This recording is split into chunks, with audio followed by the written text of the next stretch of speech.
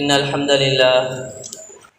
لله نحمده ونستعينه ونستغفره ونؤمن به ونتوكل عليه ونعوذ بالله من شرور أنفسنا ومن سيئات أعمالنا من يهده الله فلا مضل له ومن يضلل فلا هادي له وأشهد أن لا إله إلا الله وحده لا شريك له وأشهد أن محمدا عبده ورسوله أما بعد فقد قال الله تعالى في القرآن الكريم فرقانه المجيد أعوذ بالله من الشيطان الرجيم بسم الله الرحمن الرحيم يا أيها الذين آمنوا اتقوا الله حق تقاته ولا تموتن إلا وأنتم مسلمون وقال الله تعالى أيضا يا أيها الناس اتقوا ربكم الذي خلقكم من نفس واحدة وخلق منها زوجها وبث منهما رجالا كثيرا ونساء واتقوا الله الذي تساءلون به والأرحام إن الله كان عليكم رقيبا وقال الله تعالى أيضا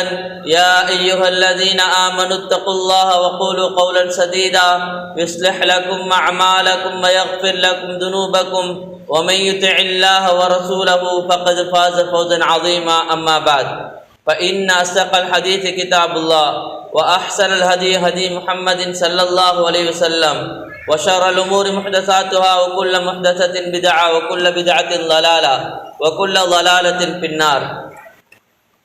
புகழ் அனைத்தும் புகழுக்குரியனாகிய அல்லாஹ்வுக்கே உண்டாகட்டும். அல்ஹம்துலில்லாஹ். சலாத்தும் சலாமும் இறுதி தூதர் முஹம்மது ஸல்லல்லாஹு அலைஹி வஸல்லம் அவர்கள் மீதும் அவருடைய வாழ்க்கை வழிமுறைகளை பின்பற்றி வாழ்ந்த உத்தம சஹாபாக்கள், தாபிஊன்கள், தபவுத் தாபீன்கள், கியாமத்து வரை வரக்கூடிய முஃமினான முஸ்லிமான ஆண்கள் பெண்கள் அனைவர் மீதும் உண்டாவதாக.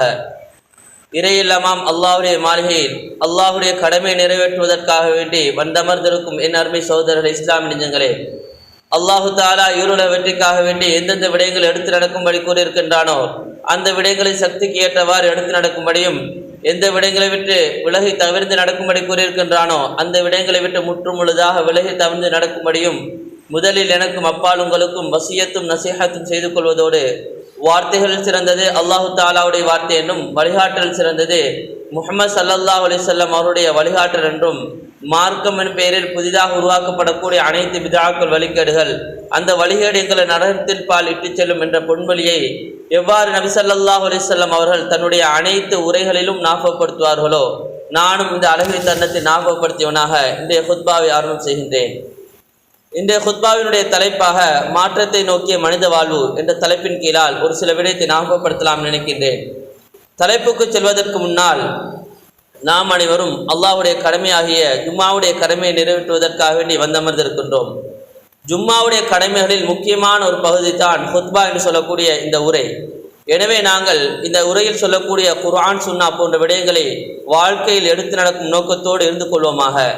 அதே போன்று ஏதோ நாங்கள் ஜும்மாவுக்கு வந்துவிட்டோம், எங்களுடைய கடமை நிறைவேறிவிட்டது என்ற எண்ணத்தில் நாங்கள் ஒரு புறம் இருப்போம் என்று சொன்னால், ஒரு மூலையில் இருந்து கொண்டோ அல்லது இந்த ஜும்மாவை கணக்கெடுப்பாமல் இருப்போம் என்று சொன்னால் நிச்சயமாக நாங்கள் ஜும்மாவை உதாசீனம் செய்தவர்களாக மாறிவிடுவோம். எனவே நாங்கள் இந்த ஜும்மாவை கேட்டு பயன்பெறுவதற்கு அல்லாஹு தஆலா நம் அனைவருக்கும் தௌஃபீக் செய்வானாக. அல்லாஹு தஆலா உலகத்தில் ஒரு சிறப்பான படைப்பாக மனிதனை ஆக்கி வைத்திருக்கின்றான். படைத்தவன் அல் குர்ஆனில் பல இடங்களில் இதை சொல்லிக்கொண்டே இருக்கின்றான். இவ்வாறு சிறப்பாக்கப்பட்ட மனிதனுக்கு அல்லாஹு தஆலா பல சந்தர்ப்பங்களில் உலகில் வழங்கி கொண்டே இருக்கின்றான்.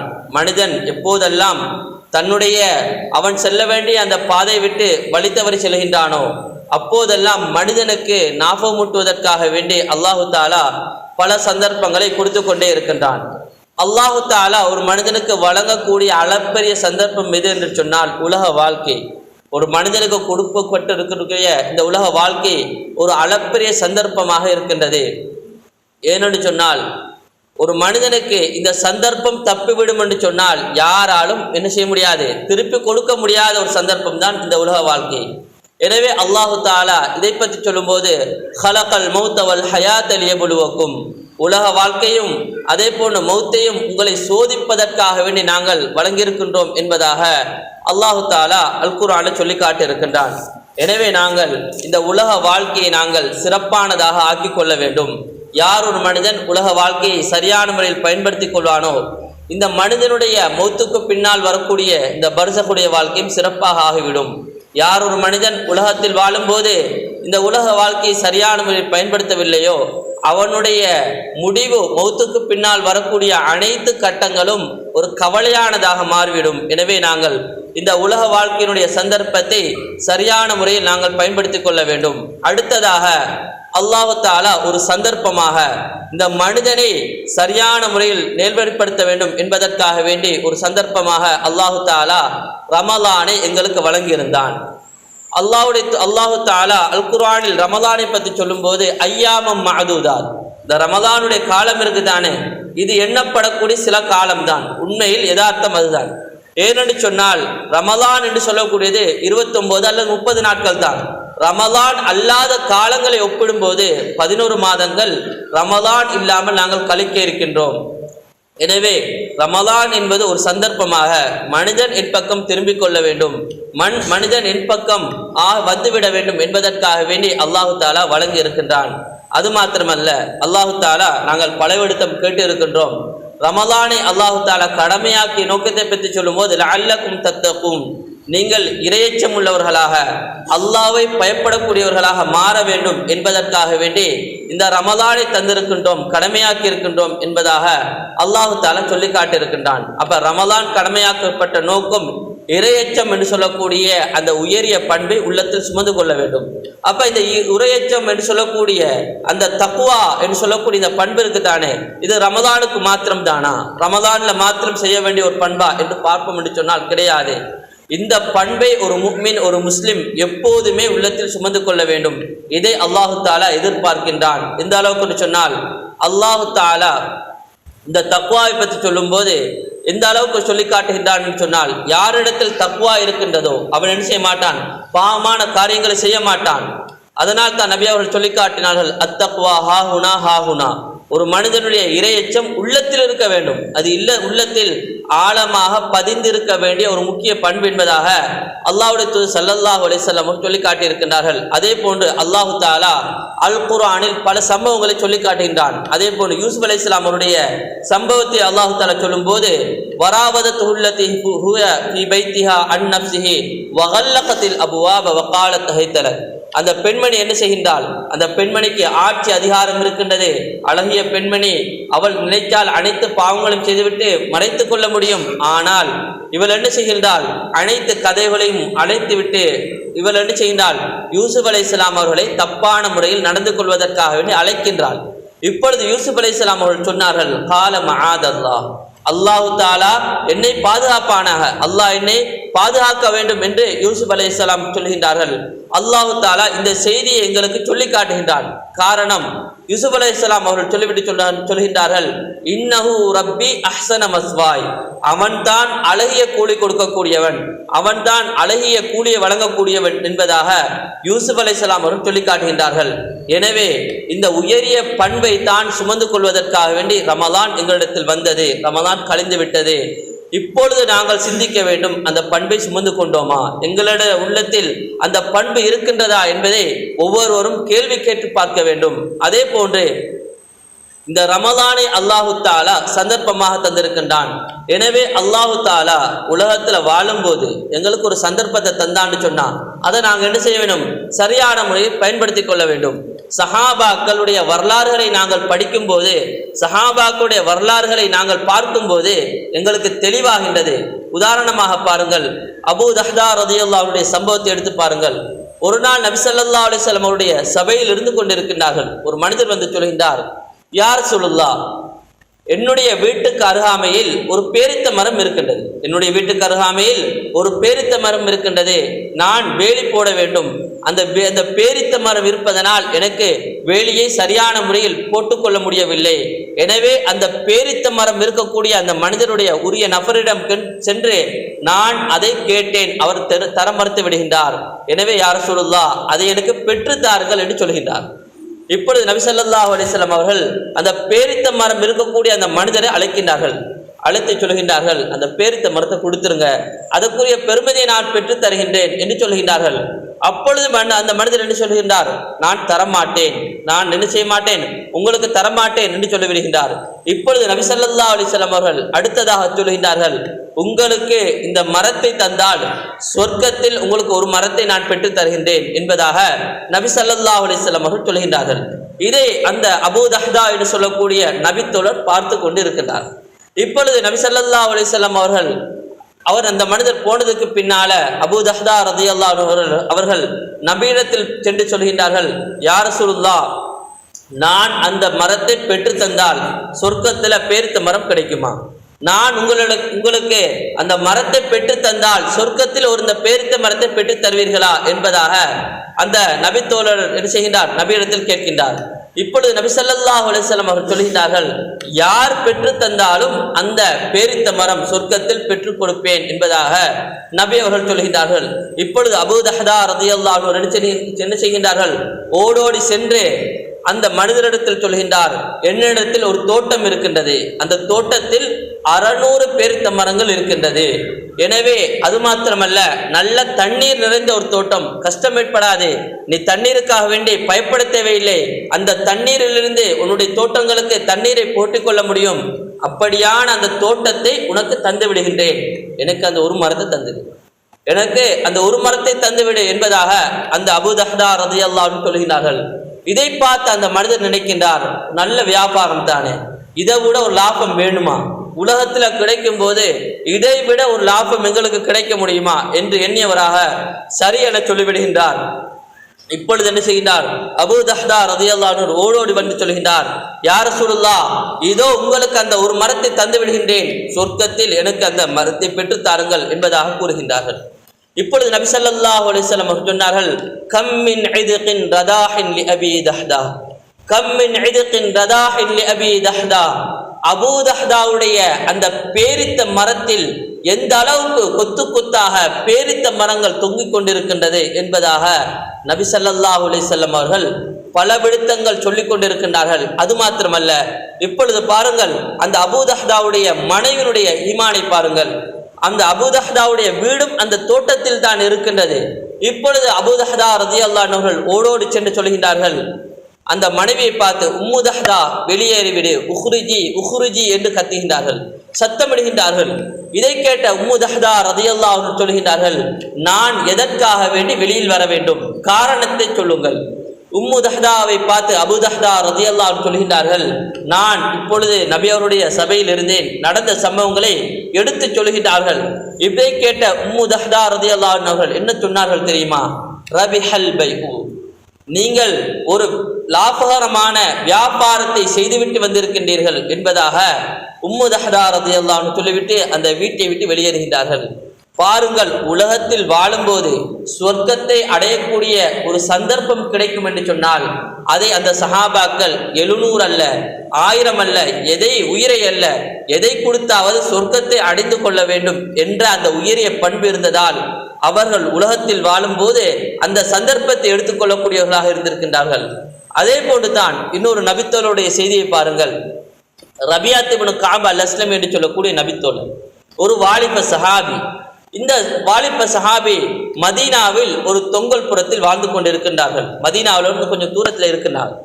இப்பொழுது அந்த சஹாபிக்கு நபி ஸல்லல்லாஹு அலைஹி வஸல்லம் அவர்களுக்கு பணிவிடை செய்ய வேண்டும், அவர்களுக்கு ஹிதமத் செய்ய வேண்டும் என்ற உயரிய அந்த எண்ணத்தின் காரணத்தினால் இப்பொழுது அஸ்ஹாபு சுஃபா என்று சொல்லக்கூடிய அந்த திண்ணை தோழர்கள், மதீனாவில் அந்த மஸ்ஜித் நபவியில் இருக்கக்கூடிய அந்த திண்ணை தோழர்களோடு என்ன செய்கின்றார்கள், இருந்து கொண்டு இருக்கின்றார்கள். இப்பொழுது இவருடைய வேலை நபி ஸல்லல்லாஹு அலைஹி வஸல்லம் அவர்களுக்கு தேவை ஏற்படும் போது தண்ணீரை கொண்டு வந்து கொடுப்பது, நபி அவருடைய தேவைகளை நிவர்த்தி செய்வது, இதுதான் அவருடைய பொறுப்பாக இருந்து கொண்டிருக்கின்றது. இவ்வாறு இருக்கக்கூடிய இந்த சஹாபி ரபியாத் இப்னு கஅப் அல்-அஸ்லமி என்று சொல்லக்கூடிய நபித்தோழர் ஒரு நாள் நபி அவர்களுக்கு தண்ணீரை கொண்டு வருகின்றார்கள். இப்பொழுது நபி ஸல்லல்லாஹு அலைஹி வஸல்லம் அவர்கள் சொல்கின்றார்கள், சல், என்னிடத்தில் கேள், நான் அதை பெற்றுத் தருகின்றேன்.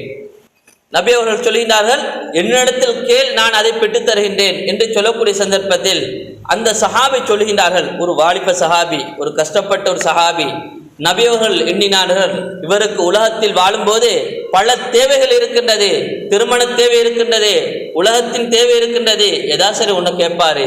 இப்பொழுது இவ்வாறு நபி அவர்கள் எண்ணியவராக இருக்கும்போது என்ன தெரியுமா கேட்டாரு, முராஃபகதக ஃபில் ஜன்னா, முராஃபகதக ஃபில் ஜன்னா, சொர்க்கத்துல உங்களோடு இருக்கணும் யா ரசூலுல்லாஹ், சொர்க்கம் எனக்கு கிடைக்க வேண்டும் யா ரசூலுல்லாஹ். இதை எதிர்பார்த்தார்கள். இப்பொழுது நபி ஸல்லல்லாஹு அலைஹி வஸல்லம் அவர்கள் சொன்னார்கள், அவ் கைரு தாலிக், உனக்கு அவ்வளவுதான் இருக்கின்றதா, வேறு தேவைகள் கிடையாதா என்று நபி ஸல்லல்லாஹு அலைஹி வஸல்லம் அவர்கள் திரும்ப கேட்கின்றார்கள். மீண்டும் அந்த சஹாபி சொல்கின்றார்கள், முராஃபகதக ஃபில் ஜன்னா, சொர்க்கத்துல உங்களோடு இருக்க வேண்டும் யா ரசூலுல்லாஹ். நபி ஸல்லல்லாஹு அலைஹி வஸல்லம் அவங்க என்ன தெரியுமா சொன்னாங்க, ஃபஇன்னி அலா நஃப்ஸிஹி பிகஸ்ரத்தி சுஜூத், எனவே அதிகமாக நீங்க என்ன செய்யுங்க, சுஜூது செய்வதன் மூலமாக எனக்கு உதவி செய்யுங்கள், அல்லாஹ்வுடைய சொர்க்கத்தில் என்னுடன் இருப்பீர்கள் என்பதாக நபி ஸல்லல்லாஹு அலைஹி வஸல்லம் அவர்கள் சொல்லி அனுப்புகின்றார்கள். எனவே சஹாபாக்களுடைய வரலாறுகளை படிக்கும் போது, உலகத்தில் வாழும்போது சொர்க்கத்துடைய சந்தர்ப்பங்கள் கிடைக்கின்றதா, உடனே என்ன செய்வார்கள், அதனை பயன்படுத்திக் கொள்வார்கள். எனவே நாங்கள் சிந்திக்க வேண்டும், ரமலானை அல்லாஹ் தஆலா எங்களுக்கு ஒரு சந்தர்ப்பமாக தந்தான். நாங்கள் என்ன செய்தோம், ரமலானில் இபாதத் செய்தோம், ஆனால் ரமலானோடு சுருக்கி கொண்டிருக்கின்றோம். எவ்வாறு அந்த ஒரு சஃப்ல நாங்கள் இருந்தோமோ அதே ஒரு சஃப்ல நாங்கள் திரும்ப வந்து இருக்கின்றோமே, இது ஒரு கவலையான செய்தியா இல்லையா? நாங்கள் ரமலானில் என்ன செய்திருக்கின்றோம், பரலான தொழுகைக்கு வாங்க சத்தம் கேட்கும் போது ஓடி வந்தோமா, இப்பொழுதும் நாங்கள் என்ன செய்ய வேண்டும், அதே போன்று அந்த பரலான தொழுகைக்கு முக்கியத்துவத்தை கொடுக்க வேண்டும். சுன்னத்தான தொழுகைகளை பேணி பாதுகாத்து தொழுது வந்தோமா, இந்த காலத்திலும் நாங்கள் என்ன செய்ய வேண்டும், தொழக்கூடியவர்களாக இருக்க வேண்டும். அதே போன்று குர்ஆனை ஓதக்கூடியவர்களாக இருந்தோமா, ரமலானில் ஒரு ஜூஸ் ஓதி இருந்தால் இந்த காலத்தில் நாங்கள் ஆக குறைஞ்சது அதை விட கொஞ்சம் சரி ஓதக்கூடியவர்களாக இருக்க வேண்டும். ரமலானோட குர்ஆனை மூடுறதுக்கு ரமலானுக்காக வேண்டி இறக்கப்பட்டது கிடையாது குர்ஆன், எங்களுடைய வாழ்க்கைக்காக வேண்டி இறக்கப்பட்டது குர்ஆன். அதே போன்று சதக்காவை எதிர்பாருங்கள், சதக்காவுடைய வாழ்க்கையை பாருங்கள். ரமலானுக்கு மாத்திரம் சதக்கா கிடையாது, எங்களுக்கு வாழும் போதெல்லாம் சதக்கா கொடுக்க நாங்கள் என்ன செய்யப்பட்டிருக்கின்றோம், ஏவப்பட்டிருக்கின்றோம். எனவே எங்களால் முடியுமான சதக்காக்களை கொடுத்து கொண்டே இருக்க வேண்டும். ரமலானுக்கு மாத்திரம் இபாதத்துக்கு எங்களுக்கு கிடையாது என்பதை ஒவ்வொருவரும் விளங்கிக் கொள்ள வேண்டும். அல்லாஹு தஆலா இதை தெளிவுபடுத்துவதற்காக வேண்டி குர்ஆனில் ஒரு விஷயத்தில் சொல்லும் போது, வஅபுது ரப்பக ஹத்தா யஅதியக்கல் யகீன், உங்களுக்கு மரணம் வரும் வரைக்கும் அல்லாஹ்வை வணங்குங்கள் என்பதாக அல்லாஹு தஆலா அல் குர்ஆனில் சொல்லி காட்டியிருக்கின்றான். எனவே எங்களுடைய வணக்க வழிபாடு என்பது இறுதி மூச்சு வரைக்கும் இருக்க வேண்டும். இதனை அல்லாஹு தஆலா எதிர்பார்க்கின்றான் என்பதை ஒவ்வொருவரும் விளங்கிக் கொள்ள வேண்டும். ஏனென்று சொன்னால் யாருக்கும் சொல்ல முடியாது எங்களுடைய இறுதி மூச்சு நல்லதாக அமையும், சரியான முறையில் அமையும் என்பதை யாருக்கும் சொல்ல முடியாது. எனவே நாங்கள் அமல் இபாதத்துடைய விடயத்தில் செய்து கொண்டே இருக்க வேண்டும். நாங்கள் எவ்வாறு நாங்கள் செய்தோமோ அதே போன்று இறுதி மூச்சு வரைக்கும் செய்து கொண்டே இருக்க வேண்டும் என்பதை நாங்கள் ஒவ்வொருவரும் விளங்கிக் கொள்ள வேண்டும். அடுத்ததாக நாங்கள் செய்யக்கூடிய அமல் சிறியதாக இருந்தாலும் தொடர்ச்சியாக இருக்க வேண்டும். அல்லாஹ்வுடைய தூதர் ஸல்லல்லாஹு அலைஹி வஸல்லம் அவர்கள் கேள்வி கேட்கப்படுகின்றது, அஹப்புல் அமாலி இலல்லாஹி, அல்லாஹ்வுக்கு மிகவும் விருப்பமான அமல் என்ன, அல்லாஹ்வுக்கு மிகவும் விருப்பமான அமல் என்ன என்று கேட்கக்கூடிய சந்தர்ப்பத்தில் அல்லாஹ்வுடைய தூதர் ஸல்லல்லாஹு அலைஹி வஸல்லம் அவங்க என்ன தெரியுமா சொன்னாங்க, அதுவமுஹா வைன் கல்ல, குறைவாக இருந்தாலும் தொடராக செய்யக்கூடிய அமல் என்பதாக நபி ஸல்லல்லாஹு அலைஹி வஸல்லம் அவர்கள் சொல்லி காட்டியிருக்கின்றார்கள். எனவே எங்களுடைய வணக்க வழிபாடுகள் குறைவாக இருந்தாலும் தொடராக செய்து கொண்டே இருக்க வேண்டும் என்பதை ஒவ்வொருவரும் விளங்கிக் கொள்ள வேண்டும். சஹாபாக்களுடைய வரலாறுகளை எடுத்து பாருங்கள், அவர்கள் எந்த அளவுக்கு ஒரு அமலுடைய விடயத்தில் முக்கியத்துவம் காட்டியிருக்கின்றார்கள். ஒரு நாள் நபி ஸல்லல்லாஹு அலைஹி வஸல்லம் அவர்களிடத்தில் அலி ரலியல்லாஹு அன்ஹு அவர்கள் ஆயிஷா ரலியல்லாஹு அவர்கள் வருகின்றார்கள், ஃபாத்திமா ரலியல்லாஹு அவர்கள் வருகின்றார்கள், தன்னுடைய மனைவி ஃபாத்திமா ரலியல்லாஹு அவர்கள் வருகின்றார்கள். ஃபாத்திமா ரலியல்லாஹு அவர்கள் வீட்டு வேலை செஞ்சு செஞ்சு கையெல்லாம் காய்ச்சி இருக்கின்றது. இப்பொழுது ஃபாத்திமா ரலியல்லாஹு அவருடைய கைகளை காட்டி சொன்னார்கள், அலி ரலியல்லாஹு அவர்கள் தன்னுடைய உங்களுடைய மகளுக்கு வீட்டு வேலை செஞ்சு கையெல்லாம் காய்ச்சி இருக்கின்றது, உங்களிடத்தில் யாராசரி அடிமைகள் வந்தால் என்ன செய்யுங்க, முதலாவதாக வருகின்றார்கள். வரக்கூடிய சந்தர்ப்பத்தில் நபி ஸல்லல்லாஹு அலைஹி வஸல்லம் அவர்கள் இல்லை. இப்பொழுது ஆயிஷா ரலியல்லாஹு அவரிடத்தில் என்ன செய்கிறார்கள், இந்த செய்தியை சொல்லிவிட்டு சென்று விடுகின்றார்கள். இதை கண்ட நபி ஸல்லல்லாஹு அலைஹி வஸல்லம் அவர்கள் ஃபாத்திமா ரலியல்லாஹு அவர்களும் அலி ரலியல்லாஹு அவர்கள் வந்து செல்லியிருக்கின்றார்கள். உடனே என்ன செய்கின்றார்கள், வீட்டுக்கு செல்கின்றார்கள். வீட்டுக்கு சென்று கேட்கின்றார்கள், இப்படி நீங்க வீட்டுக்கு வந்தீங்களே, காரணம் என்ன, உங்களிடத்தில் அடிமைகள் வந்திருப்பதாக நாங்கள் கேள்விப்பட்டோம். எனவே ஃபாத்திமா ரலியல்லாஹு அவர்கள் வீட்டு வேலை செய்து கைகளெல்லாம் காய்ச்சி போய்விட்டது, எனவே எங்களிடத்தில் ஒரு அடிமையை பெற்றுக் கொள்வதற்காக வேண்டி நாங்கள் வந்தோம் என்பதாக அலி ரலியல்லாஹு அவர்கள் சொல்கின்றார்கள்.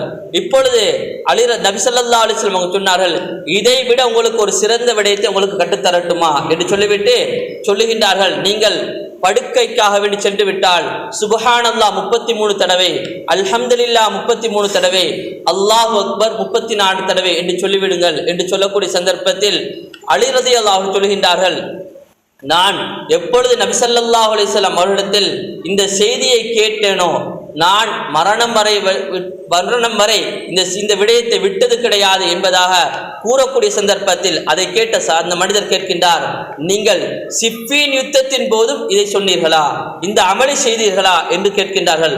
ஆமாம், சிஃபீன் யுத்தத்தின் போதும் நான் இதை செய்தேன் என்பதாக அலி ரலியல்லாஹு அன்ஹு சொல்கின்றார்கள். எனவே சஹாபாக்கள் ஒரு அமலை பாருங்கள் எந்த அளவுக்கு பேணுதலாக தொடராக செய்து வந்திருக்கின்றார்கள்.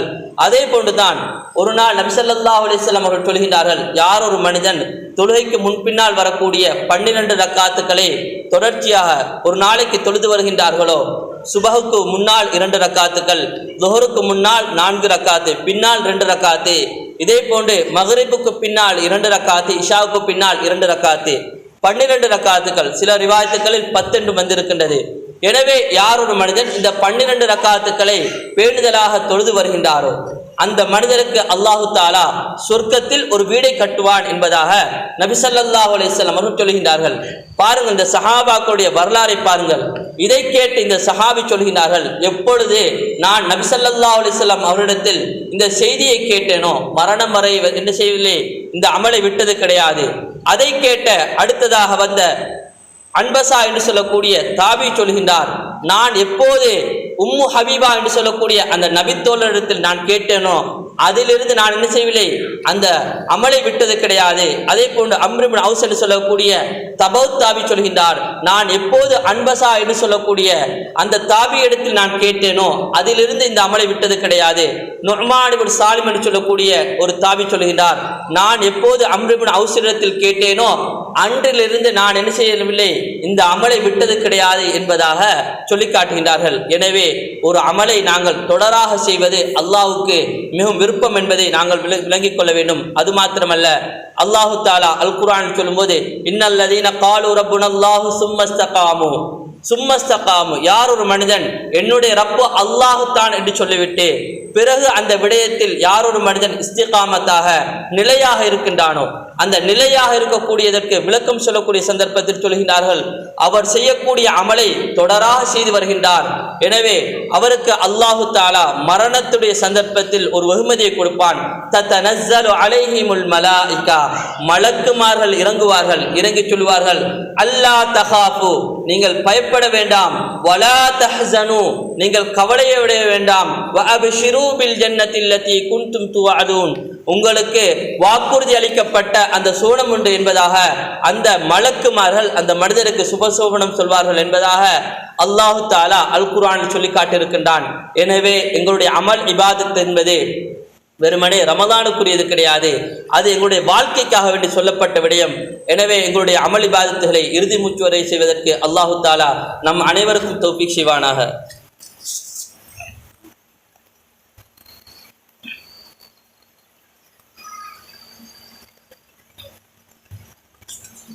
பிஸ்மில்லாஹிர் ரஹ்மானிர் ரஹீம். அல்ஹம்துலில்லாஹி ரப்பில் ஆலமீன். அஸ்ஸலாத்து வஸ்ஸலாமு அலா ரசூலில்லாஹி அம்மா பஅத். மாற்றத்தை நோக்கிய மனித வாழ்வு என்ற தலைப்பின் கீழால் ஒரு சில விடயங்களை, ரமலான் என்பது ஒரு மனிதனுடைய வாழ்க்கைக்கு தொடர்ச்சியாக ஒரு மனிதன் அமல் செய்வதற்காக வேண்டி வரப்பட்டதை தவிர ரமலானுக்கு மாத்திரம் அமல் செய்வதற்காக வேண்டி கிடையாது என்ற விடயத்தையும், அந்த சஹாபாக்கள் எவ்வாறு வாழ்ந்தார்கள் என்ற விடயத்தையும் நாங்கள் ஒரு சில விடயங்களை நாங்கள் பார்த்தோம். அதனுடைய தொடர்ச்சியாக ஒரு மனிதனுடைய வாழ்க்கையில் முக்கியமான ஒரு பகுதி தான் மாற்றம் என்பது ஒரு முக்கியமான ஒரு பகுதி. அல்லாஹு தஆலா இதை பற்றி அல் குர்ஆனில் சொல்லும்போது, இன்னல்லாஹ லா யுகையிரு மா பிகௌமின் ஹத்தா யுகையிரு மா பி அன்ஃபுஸிஹிம், ஒரு மனிதன் தானாக மாறாத வரையில் அல்லாஹு தஆலா மாற்றுவது கிடையாது. அப்போ எங்களுக்கு பல ரமதான்கள் வந்தாலும் நாங்கள் மாற வேண்டும். வெறுமனே நாங்கள் மாற்றத்தை உருவாக்காத வரையில் அல்லாஹு தஆலா மாற்றத்தை ஏற்படுத்துவது கிடையாது. நாங்கள் நினைக்கலாம் ரமலான் வந்து விட்டது, நாங்கள் மாறிடலாம், அல்லது எங்களுக்கு பல பயான்கள் சொல்லப்பட்டாலும் எங்களுடைய உள்ளத்தில் ஒரு எண்ணம் வர வேண்டும், நான் என்ன செய்ய வேண்டும், நான் இருக்கக்கூடிய பாதை சரிதானா, நான் செல்லக்கூடிய இந்த பாதையில் சென்றால் சொர்க்கம் கிடைக்குமா, நான் செல்லக்கூடிய பாதை அல்லாஹ்வுக்கு மிக விருப்பமானதா என்பதை ஒரு மனிதன் என்ன செய்ய வேண்டும், சிந்திக்க வேண்டும். எனவே மாற்றம் என்பது ஒரு முக்கியமான ஒரு பகுதி என்பதை ஒவ்வொருவரும் விளங்கிக் கொள்ள வேண்டும்.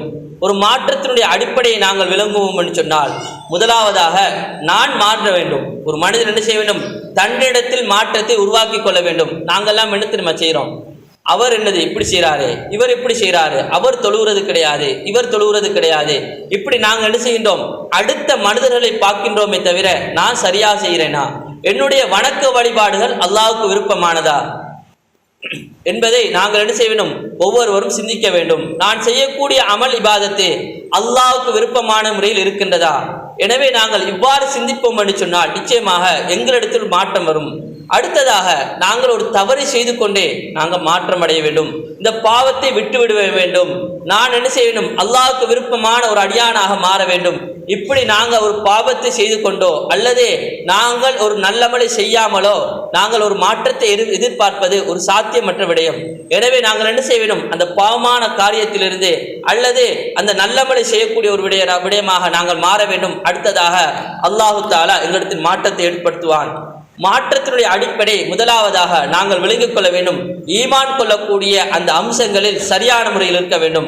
அல்லாஹ்வை கொண்டு, அதே போன்று மலக்குமார்களை கொண்டு, அவனுடைய வேதங்களை கொண்டு, ரசூல்மார்களை கொண்டு, இறுதி நாளை கொண்டு, கதிரை கொண்டு, அதே போன்று மரணத்துக்கு பின்னால் எழுப்பப்படக்கூடிய விடயங்களை கொண்டு சரியான முறையில் நாங்கள் என்ன செய்ய வேண்டும், உள்ளத்தில் நாங்கள் ஆழமாக ஈமான் கொள்ள வேண்டும். அடுத்ததாக நாங்கள் இருக்கக்கூடிய இந்த மார்க்கம், இந்த மார்க்கத்தினுடைய யதார்த்தத்தை விளங்கிக் கொள்ள வேண்டும். அல்லாஹு தஆலா அல் குர்ஆனில் சொல்லும்போது, வமை யப்தகி கைரல் இஸ்லாமி தீனன் ஃபலன் யுக்பல மின்ஹு, யார் ஒரு மனிதன் இஸ்லாம் அல்லாத ஒரு மார்க்கத்தை தனக்கு மார்க்கமாக எடுத்துக்கொள்கின்றாரோ ஃபலன் யுக்பல மின்ஹு, அல்லாஹு தஆலா ஏற்றுக்கொள்வது கிடையாது. அதே போன்று அல்லாஹு தஆலா எங்களுக்கு அல் குர்ஆனில் சொல்லும்போது, இன்னத் தீன இன்தல்லாஹில் இஸ்லாம், உங்களிடத்தில் மார்க்கம் என்று சொன்னால் அது இஸ்லாம் மாத்திரம்தான் என்பதாக அல்லாஹு தஆலா அல் குர்ஆனில் சொல்லி காட்டியிருக்கின்றான். எனவே நாங்கள் சிந்திக்க வேண்டும், இந்த இஸ்லாத்தை நாங்கள் சரியான முறையில் பின்பற்றுகின்றோமா? ஒரு நான் ஒரு ஈமானுடைய உணர்வோடு வாழ்கின்றேனா? இன்றைய பார்த்தோம் என்று சொன்னால் வெறுமனே நாங்கள் ஒரு காலத்தில் ஒரு இஸ்லாமியனாகவும், பள்ளிக்குள்ள வந்தால் இஸ்லாமியன், பள்ளிக்கு வெளியால போனால் இஸ்லாம் கிடையாது, இப்படி தான் எங்களுடைய வாழ்க்கை இருக்கின்றது. இதே போன்று எங்களுடைய கலாச்சாரங்களை பாருங்க, எங்களுடைய கலாச்சாரங்கள் எல்லாம் பள்ளிக்குள்ள தான் இருக்க வேண்டும். இதுக்கு நாங்க என்னது, ஒரு மனிதர் இஸ்லாத்தை சொன்னால் உங்களுடைய இஸ்லாத்தை நீங்க பள்ளிக்குள்ள வச்சுக்கொள்ளுங்க, பள்ளிக்கு வெளியில வந்துட்டா எங்களுக்கு இஸ்லாம் நாங்க பேசுறது கிடையாது. அது பாடசாலையாக இருக்கலாம், அதே போன்று இன்னொரு விடயங்களாக இருக்கலாம், இஸ்லாத்தை நாங்க மறந்து விடுகின்றோம்.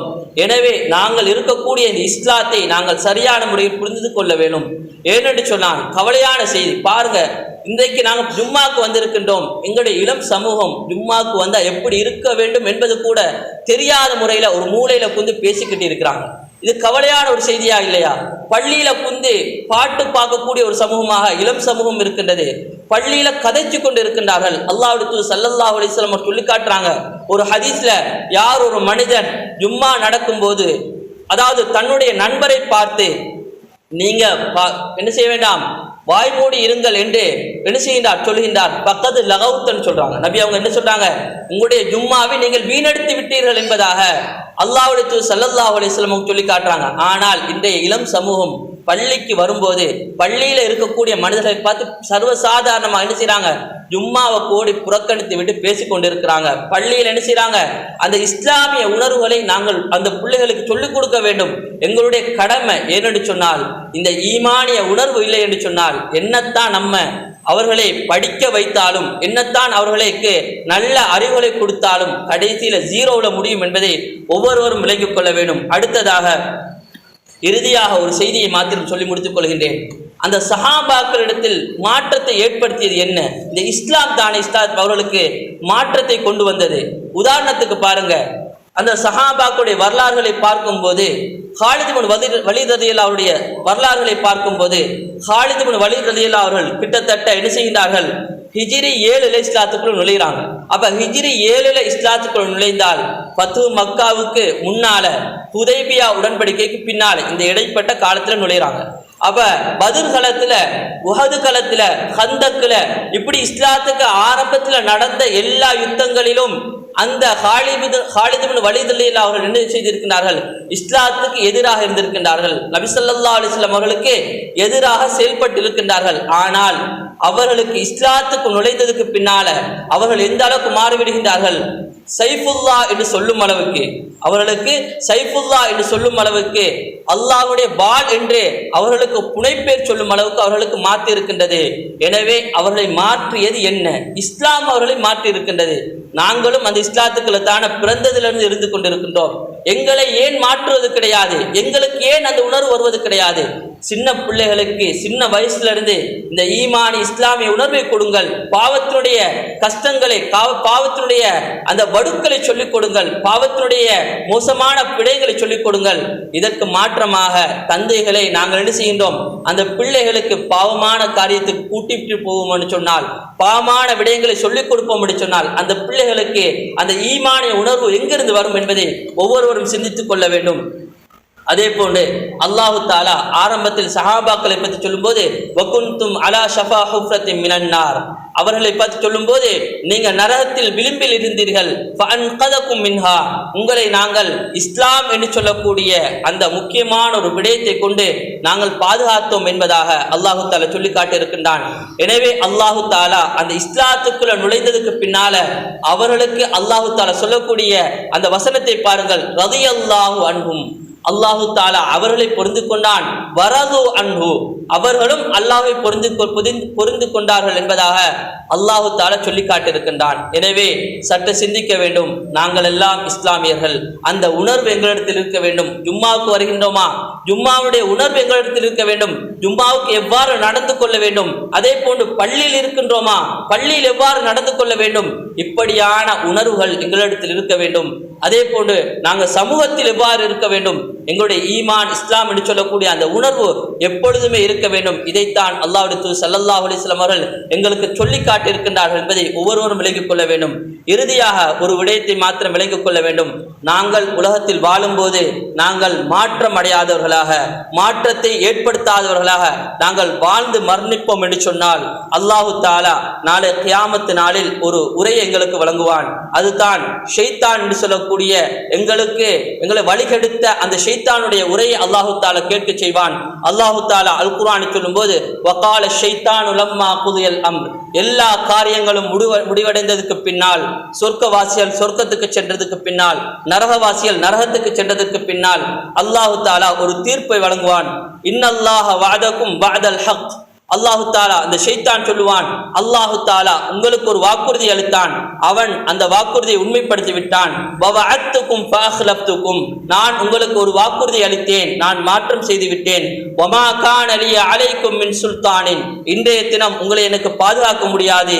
இல்லா அன் தஅவுதுகும் லி, நான் வெறுமனே உங்களுக்கு உலகத்தில் வாழும்போது உங்களை நான் வெறுமனே அழைக்க மாத்திரம் தான் செய்தேன். ஃபஸ்தஜப்தும் லி, நான் அழைக்கும் போதெல்லாம் நீங்கள் எனக்கு பதிலளித்தீர்கள்.